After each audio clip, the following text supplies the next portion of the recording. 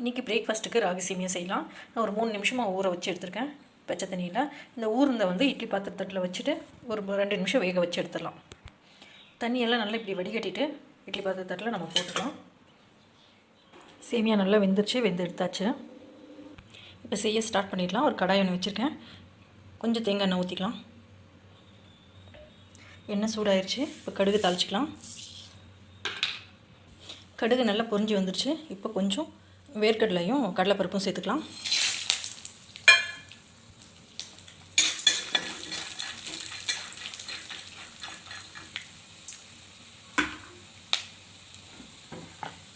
இந்த ஸ்டேஜில் ஒரு பெரிய வெங்காயம், ஒரே ஒரு வரமிளகா, கொஞ்சம் கருவேப்பிலை எடுத்து வச்சுருக்கேன். இதையும் சேர்த்துடலாம்.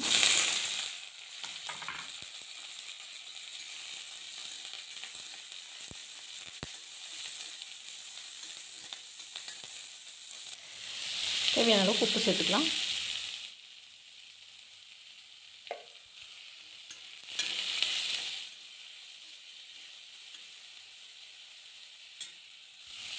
வெங்காயம் இந்த அளவுக்கு வெந்ததுமே இந்த சேமியாவை சேர்த்துக்கலாம். வேக வச்சது நல்லா ஆறிடுச்சு.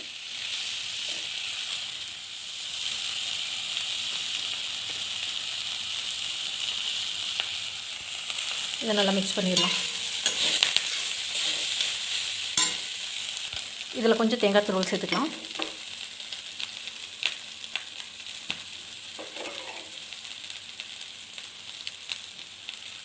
நம்ம மிக்ஸ் பண்ணிக்கலாம்.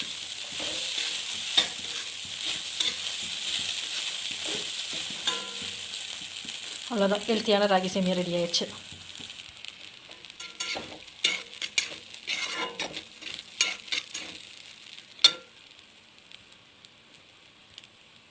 பிரேக்ஃபாஸ்ட் நம்மளுக்கு ரெடி ஆயிடுச்சு.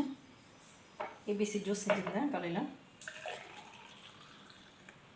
பீட்ரூட் கேரட் ஆம்லா போட்டு செஞ்சுருந்தேன்.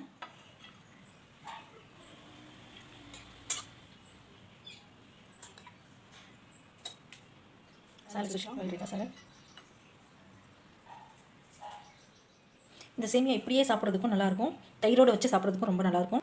தயிரோடு வச்சு சாப்பிட்டாலும் நல்லாயிருக்கும். ப்ளைனாக கிரேவியோடு வச்சு சாப்பிட்டாலும் ரொம்ப நல்லாயிருக்கும். இதுதான் நம்ம வீட்டில் இன்றைக்கி சிம்பிள் அண்ட் டேஸ்ட்டான பிரேக்ஃபாஸ்ட். ஹெல்த்தியாகவும் இருக்கும், சேம் டைம் ஃபில்லிங்காகவும் இருக்கும். இதோட நீங்கள் ஆம்லேட் வச்சு சாப்பிட்டுக்கலாம், முட்டை புரிஜி அந்த மாதிரி செஞ்சு கூட சாப்பிட்டுக்கலாம் ப்ரோட்டீனுக்காக. சிம்பிளாக இதுவே ஃபில்லிங்காகவும் டேஸ்ட்டாகவும் ஹெல்த்தியாகவும் இருக்கும். கண்டிப்பாக ட்ரை பண்ணி பாருங்கள்.